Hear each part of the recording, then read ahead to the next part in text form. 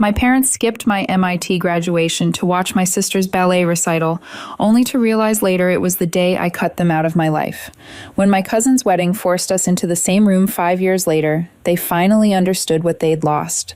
I stood in my cap and gown on the lawn of the Massachusetts Institute of Technology, scanning the crowd for faces I knew wouldn't be there. May 2018. The sun beat down on my shoulders, while hundreds of families celebrated around me. Their cameras flashing, their voices carrying across campus in waves of pride and joy. My phone sat heavy in my pocket, the last message from my mother still glowing in my memory. Sweetie, we're so sorry, but Madison's recital got moved to today. We'll make it up to you. Congratulations. 22 years old, summa cum laude in computer engineering, and I was completely alone. The ceremony ended. I collected my diploma with a smile plastered on my face while the dean shook my hand. Professor Williams, my thesis advisor, pulled me aside afterward with concern etched into the lines around his eyes. "Your family couldn't make it," he asked. I shrugged, trying to appear casual. They had a conflict. He studied me for a long moment. "You're one of the brightest students I've ever taught, Marianne. I hope you know that." I thanked him and walked back to my apartment through the Cambridge streets, still wearing my regalia. Tourists took photos. A homeless man congratulated me, but my phone stayed silent. That evening, I finally got the call. My mother's voice bubbled with enthusiasm. Madison was absolutely breathtaking. You should have seen her in that white tutu. Everyone said she was the star of the show. How was your little ceremony? My little ceremony. 4 years of sleepless nights, countless hours in the lab, a breakthrough in semiconductor design that had actual patent potential. But it was my little ceremony while Madison's community theater ballet recital was the event of the year. It was fine, I said flatly. Oh, good. Your father recorded the whole recital. Do you want me to send you the video? Something inside me cracked. No, Mom, I don't. Don't be like that, Marianne. You know how important dance is to Madison. You've always been so independent, so self-sufficient. You understand, right? I understood perfectly. I'd understood since I was 7 years old and missed my own birthday party because Madison had an emergency costume fitting. I'd understood when they skipped my high school award ceremony because Madison needed them at her dance competition in Ohio. I'd understood when they refused to help with my college application fees because Madison's private lessons were expensive. But they somehow found money for a new car when Madison turned 16 while I took the bus. I have to go, I said. Wait, we'll visit soon, maybe next month. Sure, Mom, maybe next month. I hung up, then I blocked both their numbers. The next morning I blocked them on every social media platform. I changed my email. When they tried to reach me through my old college roommate, Jenny, I asked her to tell them I needed space. What I didn't tell anyone was that the space would be permanent. My Uncle Robert, my father's brother, was the only family member whose contact information I kept. He'd always been different from the rest of them, quieter, more observant. He'd sent me a card for graduation with a check inside and a note that said, "I'm proud of you, kiddo. I always have been." Through Uncle Robert, I heard fragments of how my disappearance played out at home. Apparently, my parents didn't even realize I was seriously upset for the first 3 weeks. They thought I was busy with job hunting. By the time they understood I wasn't responding at all, they tried to play it off as me being dramatic. "She'll come around," my father apparently said. Marianne's always been moody, but I didn't come around. I took a position at a tech company in Seattle, 3,000 transfers from my hometown of Richmond, Virginia. The salary was ridiculous, more money than my parents made combined. I threw myself into work, into building a life where my achievements mattered to someone other than just me. Years passed. I got promoted, then promoted again. By 2023, at 27, I was a senior engineer with my name on 3 patents and a reputation in the industry. I bought a modern apartment overlooking Puget Sound. I dated a software architect named Marcus for 2 years before we amicably split. I made friends who actually showed up for my birthday dinners and celebrated my wins without jealousy or dismissal. I built a life that was entirely, completely mine. Uncle Robert kept me loosely updated on family news, though I never asked. Madison had apparently given up ballet after high school, which struck me as darkly ironic. She'd married young to some guy named Tyler, worked as a receptionist at a dental office, and from what Robert said, seemed content enough. My parents still lived in the same house, still moved through the same routines. They asked about me sometimes, he said, but with a strange detachment, as if I were a distant relative they barely remembered, rather than their oldest daughter. Then in January 2023, Uncle Robert called with news. My son Derek is getting married in June. He said, "Big wedding, the whole family invited. I know you've been keeping your distance, Marianne, but I'd really like you there." Derek specifically asked me to reach out. He always looked up to you. I remember Derek as a gangly kid obsessed with video games. How old is he now? 24, marrying his college sweetheart Amanda. She's lovely. I hesitated. 5 years was a long time. Part of me had healed in that time, built enough distance that maybe I could handle a single day in the same space as my parents. "Will they be there?" I asked, though I already knew the answer. "Your parents?" "Yes, Madison and Tyler too." Robert's voice softened. "But it's a big wedding, Marianne. Over 200 guests. You could probably avoid them pretty easily if you wanted to." "I'll think about it." But I already knew I was going to attend. Something had shifted in me over those 5 years. I wasn't angry anymore. Anger implied they still had power over me. Instead, I felt curious. I wanted to see them with these new eyes. These eyes that belonged to someone who built success without their approval or support. I RSVP'd. Yes. The months leading up to the wedding, I prepared myself mentally. I bought a dress that cost more than my parents' monthly mortgage payment, a sleek navy blue number that made me look every inch the successful tech professional I'd become. I booked a hotel room at the nicest place in Richmond. I arranged for a rental car, a Tesla, because why not? June arrived with humid Virginia heat. I flew into Richmond International the day before the wedding, checked into my hotel, and spent the evening reminding myself that I was doing this for Derek, not for any dramatic confrontation. The wedding was at a historic estate outside the city, all manicured gardens and white columns.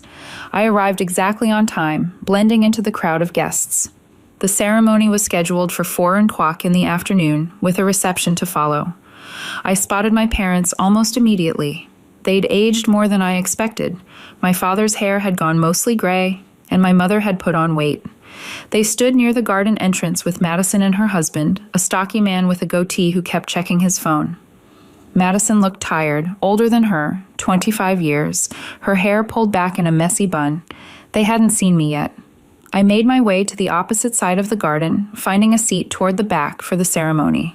Derek and Amanda exchanged vows under an arch covered in roses, and I felt genuinely happy for them. Uncle Robert gave a touching speech about love and partnership that made several guests tear up. The reception began. I congratulated Derek and Amanda in the receiving line. "Marianne, you made it." Derek pulled me into a hug. "Dad said you might come, but I wasn't sure." "God, it's been forever." "You're all grown up," I said, smiling. "Congratulations to both of you." Amanda, a petite woman with kind eyes, squeezed my hand. "Derek talks about you all the time. He says, 'You're like a genius or something.'" "Hardly, but I do all right." I moved through the line and into the reception hall, accepting a glass of champagne from a passing waiter. The room was beautiful. Chandeliers, round tables with white linens, a live band setting up in the corner. I found my assigned seat at a table with some of Derek's college friends from where my immediate family was sitting. For the first hour, I successfully avoided any interaction. I chatted with the college friends, learned about their lives, shared edited highlights from mine. We ate dinner, filet mignon, and roasted vegetables. The band started playing. People moved to the dance floor. Then my mother appeared at my elbow. "Marianne?" Her voice cracked slightly. "Is that really you?" I turned slowly, keeping my expression neutral. "Hi, Mom." She looked like she might cry. "We didn't know you'd be here. Why didn't you tell us you were coming?" I RSVP to Derek and Amanda. This is their day.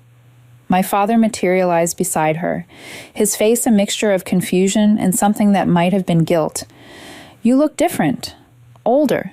It's been 5 years. People age." Madison hung back, watching with wide eyes. She'd always been good at reading the temperature of a room, at knowing when to stay quiet. 5 years. My mother repeated, "Marianne, we've tried to reach you. We've called, sent emails. I know." "Then why didn't you respond? Do you have any idea how much you've hurt us?" The audacity of that sentence nearly made me laugh. "How much I've hurt you? We're your parents. You can't just disappear from our lives because of some silly grudge." There it was, the complete lack of understanding even after 5 years of silence that should have screamed volumes. "A silly grudge?" I echoed. "Is that what you think this is about?" My father shifted uncomfortably. "Look, we know you were upset about graduation, but Madison's recital was a community theater performance that you could have seen any night that week. They did 5 shows. I kept my voice level conversational. Several people at nearby tables were starting to glance over. My MIT graduation happened once. "You've always been so independent," my mother said, falling back on her usual defense. "Madison needed us more. She's sensitive, and you're so strong. I was your daughter, too. I am your daughter, and you spent my entire life acting like I was an afterthought." The words came out calm, almost clinical. Every birthday, every achievement, every moment that should have been about me got overshadowed by whatever Madison needed that day. Madison flinched. "Marianne, I never asked them to." "I know you didn't. This isn't about you, Madison. It's about them." I looked at my parents, really looked at them, and felt nothing but a distant sadness. "You skipped my 7th birthday party for your costume fitting. You missed my high school graduation where I was valedictorian because you had a dance competition in Columbus. You refused to help with my college applications but bought you a car when you turned 16. And then when I achieved something genuinely incredible, you couldn't even show up for 3 hours. We sent you money," my father said weakly. "I didn't need money. I had scholarships and student jobs. I needed my parents." The silence stretched between us. Around the reception, life continued. People laughing, dancing, celebrating. We were a small island of dysfunction in the sea of joy. "What do you want from us?" my mother finally asked. "An apology?" "Fine. I'm sorry. We're sorry. Can we move past this now? I don't want anything from you." The truth of it settled over me like a comfortable blanket. "I stopped wanting anything from you 5 years ago. I came here for Derek because he asked me to, because he matters to me. You don't get to corner me at a wedding and demand emotional resolution because it's convenient for you now." "That's not fair," my mother whispered. "Neither is spending 22 years making your child feel invisible." I walked away, leaving them standing by the bar. My hands weren't shaking. My voice hadn't wavered. I felt almost eerily calm as I made my way back to my table, finished my champagne, and asked one of Derek's friends to dance. Uncle Robert found me during a slow song. "I saw that," he said quietly as we swayed to the music. "You handled it better than I expected. I've had 5 years to process everything. They've had 5 years to realize what they lost and apparently learned nothing. For what it's worth, your father asked me about you last Christmas. Wanted to know if you were okay, if you were happy." Robert smiled sadly. "I told him you were thriving." He looked surprised. Of course he was surprised. He never thought I'd actually survive without their approval. The song ended. Robert squeezed my shoulder. "I'm proud of you, Marianne. Not just for your career, for this, for knowing your worth." The rest of the reception passed in a blur. I danced with Derek, congratulated Amanda's parents, ate a slice of wedding cake. My parents kept their distance, though I caught my mother staring at me several times from across the room. Madison approached once while I was freshening up in the ladies' room. "I'm sorry," she said to my reflection, "for all of it. I was a kid for most of it, but I should have noticed. I should have said something." I turned to face her. "You were the golden child. That wasn't your fault. But you're an adult now, and you've watched them erase me from family photos, talk about me like I'm some cautionary tale. Have you ever defended me? Ever told them they were wrong?" She looked at the floor. I didn't want to cause drama. That's what I thought. I left her there and returned to the reception. An hour later, I said my goodbyes to Derek and Amanda, hugged Uncle Robert, and drove back to my hotel in the Tesla that cost more than my parents earned in 6 months. The next morning, I had breakfast at the hotel restaurant, Eggs Benedict, and fresh coffee while scrolling through work emails. My flight back to Seattle left at 2. I was checking out of the hotel when my phone rang with an unknown local number. Against my better judgment, I answered. But first, let me tell you what those 5 years without them had actually looked like. The years I'd spent building myself into someone they wouldn't recognize. After graduation, Seattle had welcomed me with rain and opportunity. My first apartment was a studio in Capitol Hill, small but mine.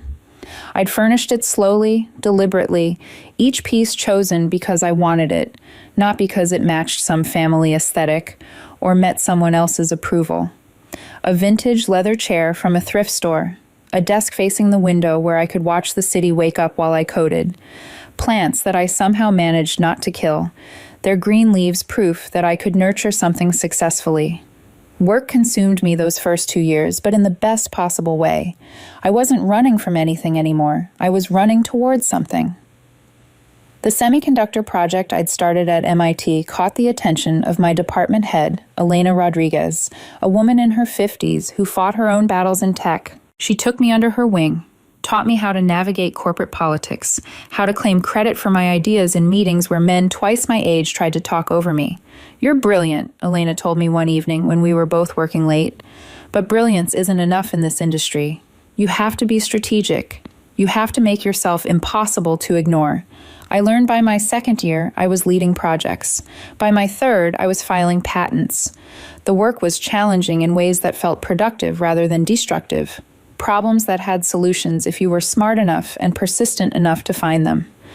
My personal life filled with people who actually showed up.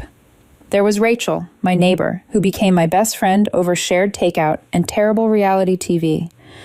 We'd sit on her balcony drinking wine, and she'd tell me about her chaotic Italian family who drove her crazy, but loved her fiercely. I'd listen and feel that old ache, not jealousy exactly, but a quiet grief for what I'd never had. "Your family really doesn't call at all?" Rachel asked me once. "They can't. I blocked them." "Damn, what did they do?" I told her the abbreviated version, the misgraduation, the lifetime of being second place. She'd gotten quiet, then hugged me hard. "Their loss," she said. "Seriously, you're like annoyingly accomplished. If you were my sister, I'd brag about you constantly." Those words meant more than she probably knew. There were other friends, too. Jordan from my kickboxing class, who taught me that physical strength could be a metaphor for emotional resilience. Priya from work, who invited me to Diwali celebrations with her family and made me feel welcome in their warmth. These people chose me, and I chose them back, building a family of intention rather than obligation. The dating was harder. Marcus and I had met at a tech meetup, bonded over our mutual love of obscure programming, languages, and Korean food. He was kind, stable, everything that should have worked. But 2 years in, during a conversation about future plans, he'd mentioned wanting kids someday and how important family traditions were to him. "What about your family traditions?" he'd asked. "Would you want to incorporate those?" I'd frozen. I don't have family traditions. Everyone has something.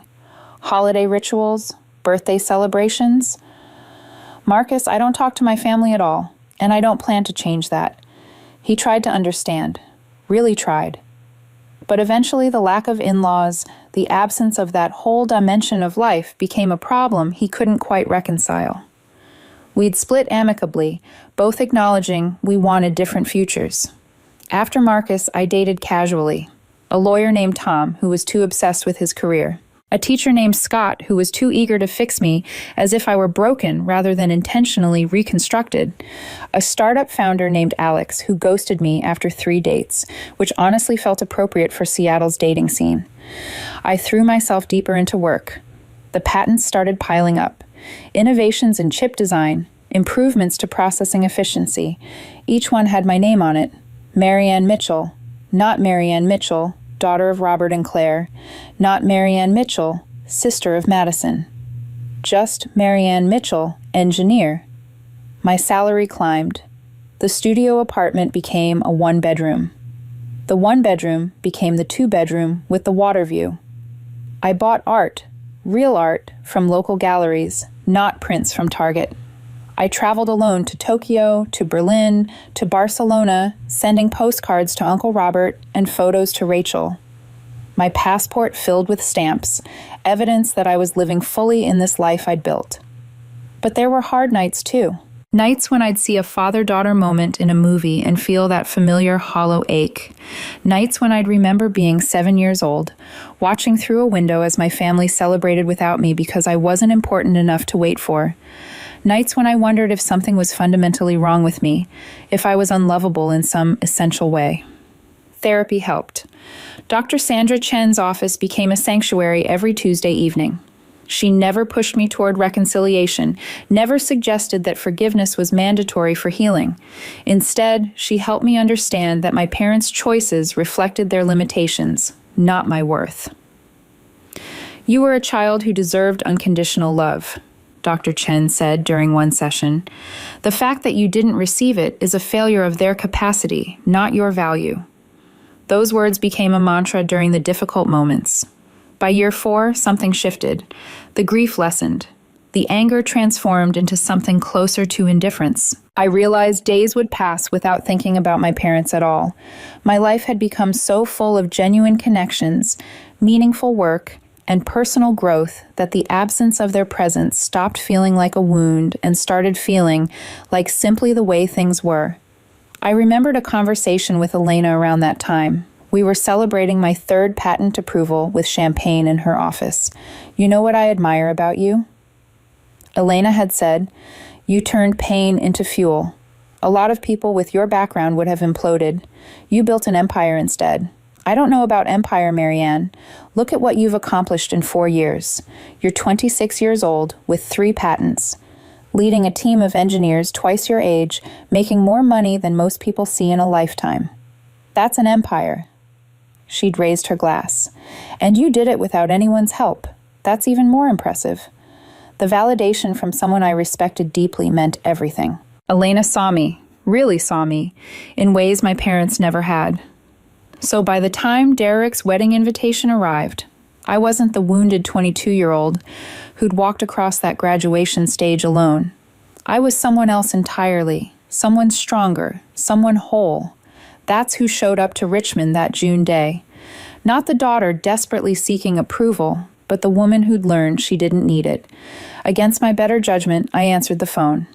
"Marianne," my father's voice. "Don't hang up, please. How did you get this number?" "Robert gave it to me. Just listen for 1 minute." I stayed silent, waiting. "I saw you yesterday at the wedding, and I barely recognized you. You look so polished, so successful." "Robert told me about your patents, your position at the company. He showed me an article about you in some tech magazine." His voice grew thick. "I realized I didn't know any of that. I don't know anything about your life." "No, you don't. Your mother and I talked last night after the wedding. Really talked. And we started looking back at everything. All the times we chose Madison over you. We always thought we were doing the right thing, giving more attention to the child who needed it more. But we forgot that you needed us too. I'm not having this conversation. You turned out so well, better than we ever imagined, and we had nothing to do with it." The admission hung in the air between us. I could hear him breathing, waiting for me to absolve him, to say it was okay, to offer forgiveness. "You're right," I said finally. "You had nothing to do with it. I did this alone, and I'll continue doing it alone. Marianne, I don't hate you. I don't even feel angry anymore. But I also don't feel anything else. You're strangers who share my DNA, and that's all you'll ever be." I paused, making sure my words were clear. "Seeing you yesterday confirmed what I've known for 5 years. I made the right choice when I walked away. I'm happier without you in my life. There has to be something we can do. Some way to fix this. You can't fix 22 years of neglect with one conversation. You can't erase the fact that my MIT graduation, the proudest moment of my life, is forever tainted by your absence. You made your choices. Now I've made mine. Will we ever hear from you again?" I thought about it honestly, maybe at funerals, maybe at other weddings if Uncle Robert asks me. But no, you won't hear from me. I won't send Christmas cards or birthday wishes. I won't call on Mother's Day or Father's Day. You wanted to prioritize Madison's needs over mine for 2 decades. Well, now you get to live with the consequences of that choice. Your mother is devastated. She'll survive. She's strong and independent, remember? That's what she always said about me. But I didn't need her. Turns out she was right. I ended the call and blocked the number. On the flight back to Seattle, I thought about the little girl I used to be, the one who tried so hard to earn her parents' attention, who believed that if she just achieved enough, excelled enough, succeeded enough, they'd finally see her. I grieved for that little girl. She deserved better. But the woman I'd become, she was doing just fine. Monday morning, I walked into my office with its view of the Space Needle and the Sound, grabbed my first coffee of the day, and dove into a new project that would eventually become my most successful patent yet. My colleague Jennifer stopped by my desk around noon. "How was the wedding?" she asked. "Interesting. Saw some family I hadn't seen in years. Good interesting or bad interesting? Necessary interesting?" She laughed and invited me to happy hour on Friday. I agreed, already looking forward to it, to the easy friendships I cultivated, to the life I built brick by brick without my parents' help or approval. That evening, Uncle Robert sent me a text. "Your father called me. Said you spoke this morning." He sounded lost. "Your mother is apparently going through old photo albums and crying. Just thought you should know." I typed back, "Thanks for letting me know, but it doesn't change anything." I didn't think it would. "Still proud of you, kiddo." Over the following weeks, I heard through Robert that my parents had entered what he called the mourning phase. They'd removed Madison from her pedestal, apparently, which caused its own family drama. Madison felt attacked. Tyler felt caught in the middle. My parents cycled through anger at me for being unreasonable, anger at themselves for their choices, and a desperate sadness that Robert said was difficult to witness, but I felt none of it. I was insulated by 3,000 payments and 5 years of hard-won emotional distance. In August, my company sent me to a tech conference in Boston.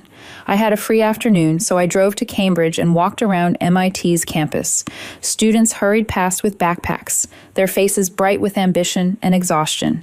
I stood on the lawn where I once received my diploma alone and took a photo of the view.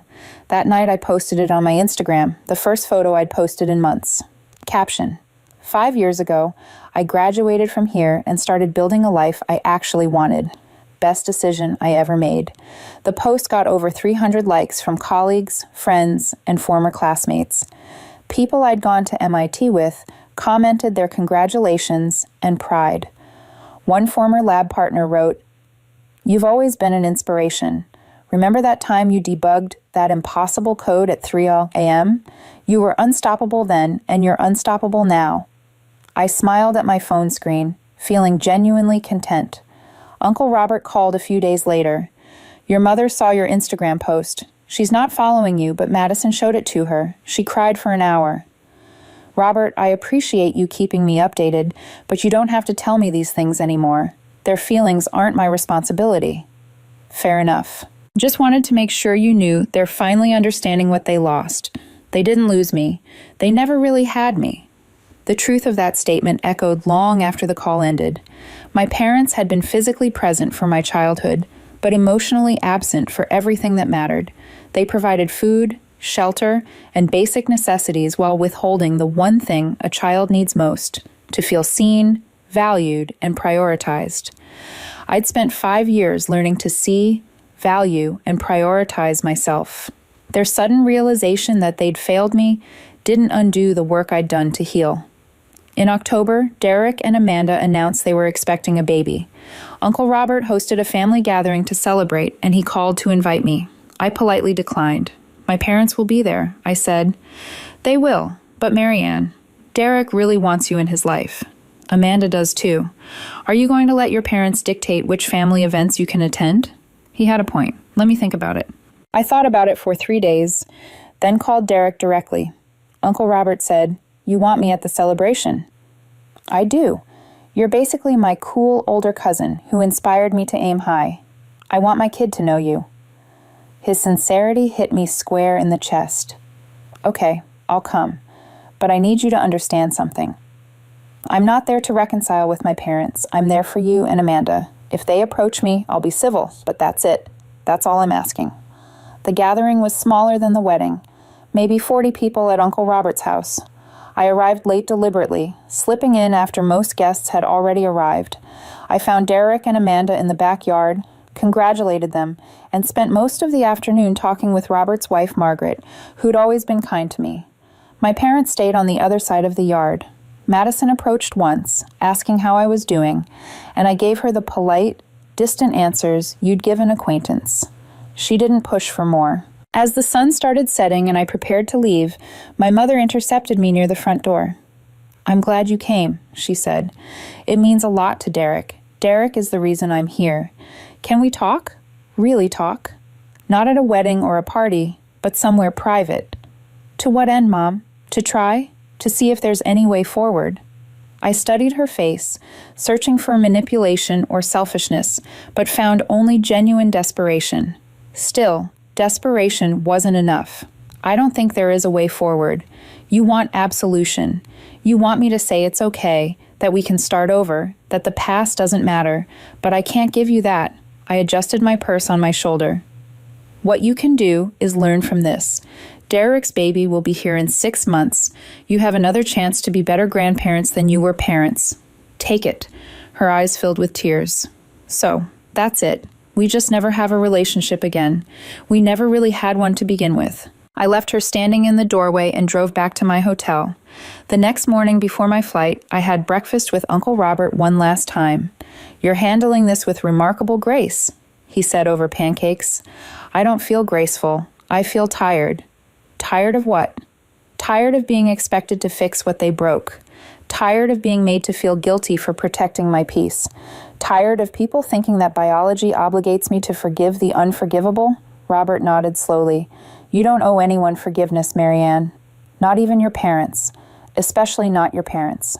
Those words settled into my bones like a benediction. Back in Seattle, life continued its forward motion. I dated a marine biologist named Kyle for a few months before realizing we wanted different things. I adopted a cat named Tesla who slept on my keyboard during video calls. I got promoted again, this time to director of engineering, with a salary that would have made 22-year-old me weep with disbelief. Years passed. Derek's baby, a girl named Sophie, arrived healthy and perfect. Robert sent photos. I'd given him permission for that much. Madison got divorced, moved back in with my parents for a while, then eventually found her footing with a job at a real estate office. My parents aged. Robert mentioned my father's diabetes diagnosis, my mother's knee surgery. I felt a flicker of concern, but nothing deeper. They were elderly strangers with medical problems, no different from reading about someone in the news. In 2025, now 29 years old, I gave a keynote speech at a Women in Technology conference in San Francisco. The audience was over 1,000 people. I spoke about resilience, about building success without a support system, about the importance of knowing your worth, even when the people who should value you most don't. The standing ovation lasted nearly 5 minutes. Afterward, a young woman approached me with tears streaming down her face. She couldn't have been more than 25. "Thank you," she whispered. "My family doesn't support my tech career. They think I should be a teacher or a nurse, something more traditional.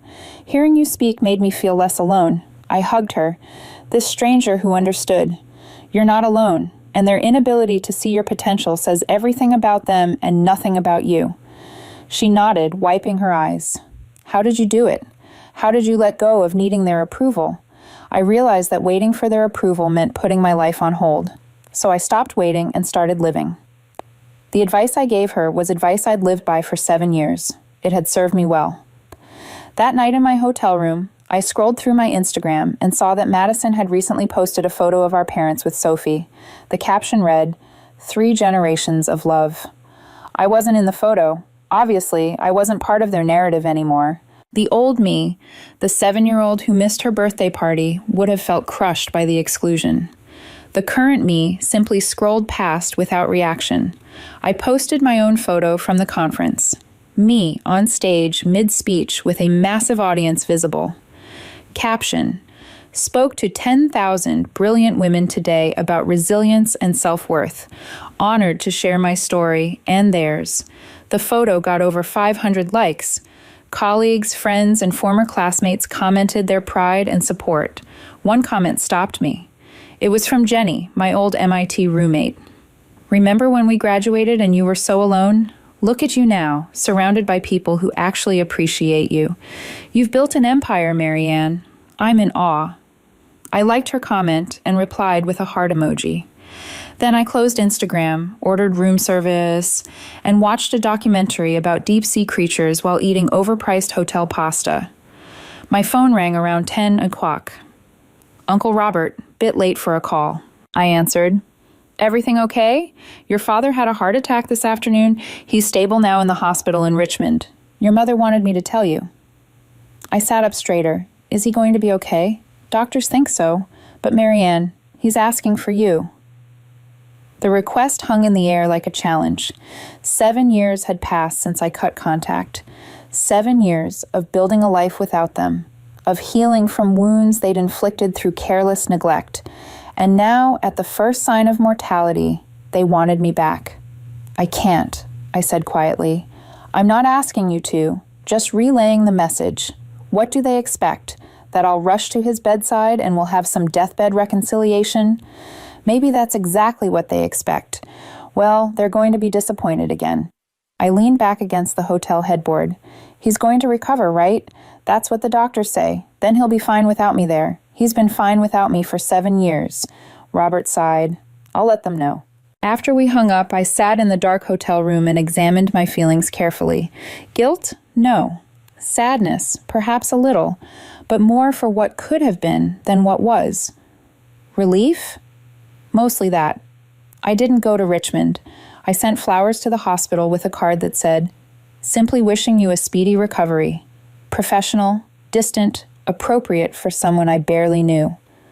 My mother called Robert, furious that I'd sent flowers instead of appearing in person. Apparently, my father cried when he saw them, not from gratitude, but from grief. Madison called me a heartless monster on Facebook in a post she later deleted. Their reactions confirmed I'd made the right choice, because here's what they never understood. Cutting them out wasn't about punishing them. It was about protecting myself. It was about refusing to spend the rest of my life auditioning for their love, hoping that this time, this achievement, this moment would finally be enough to earn their attention. I'd stopped auditioning 7 years ago. I'd stopped performing. I'd simply started living. And the life I built was extraordinary, precisely because they weren't in it. Constantly reminding me I wasn't Madison, wasn't worth their time, wasn't quite good enough to matter. My father recovered. Life continued. I stayed in Seattle, thrived in my career, dated a photographer named Daniel, who made me laugh and respected my boundaries. The relationship was easy, healthy, everything my family dynamics had never been. On the 7-year anniversary of my MIT graduation, I posted a long caption on Instagram about everything that day had meant to me. I wrote about standing alone in my cap and gown, about the little ceremony my parents couldn't be bothered to attend, about how that day had become the beginning of my actual life instead of the end of my college career. The post went viral. Over 10,000 likes, hundreds of shares, thousands of comments from people sharing their own stories of family rejection and survival. News outlets picked it up. I did several interviews about family estrangement and the pressure to forgive people who've hurt you simply because they're related to you. My parents saw it all. According to Robert, they were mortified by the public nature of my discussion, humiliated that people knew what they'd done. Madison called it airing dirty laundry. My father apparently told Robert that I was making them look like monsters. "Are they monsters?" Robert asked me during one of our now monthly calls. "No, they're just people who consistently chose wrong and refused to fully accept the consequences. Monsters would be easier. I could hate monsters, but I can't hate them. I can only protect myself from them." My emotional clarity had taken years to achieve, but it was absolute. Now in 2025, 7 years after that lonely graduation day, I live in a beautiful apartment with Daniel and our cat. I have work that fulfills me, patents with my name on them, and a reputation as someone who fights for overlooked talent in the tech industry. I mentor young women in engineering, particularly those from unsupportive families, because I understand their struggle intimately. My parents are alive, but absent from my narrative. Madison exists on the periphery, someone I might see at funerals someday. Uncle Robert remains my sole connection to that past life, and I treasure his presence in my current one. People sometimes ask if I regret cutting my parents out. They want me to admit that I've lost something valuable, that family is irreplaceable, that blood matters most. But I haven't lost anything. I've gained everything: self-respect, peace, success, without their shadow over it. They lost a daughter who would have moved mountains to earn their pride. They lost patents with their last name attached, grandchildren they might have had, if I ever felt secure enough to start a family, a relationship with someone who turned out pretty extraordinary, despite their complete lack of support. 7 years ago, they made a choice to skip my MIT graduation for a ballet recital that didn't matter. They probably don't even remember the details of Madison's performance that day, but I remember everything about mine. The weight of the diploma in my hand, the empty seats in the family section, the moment I decided I was done begging for crumbs of their attention. That was the day I cut them out. They just didn't realize it until much, much later. And by then, it was far too late to matter.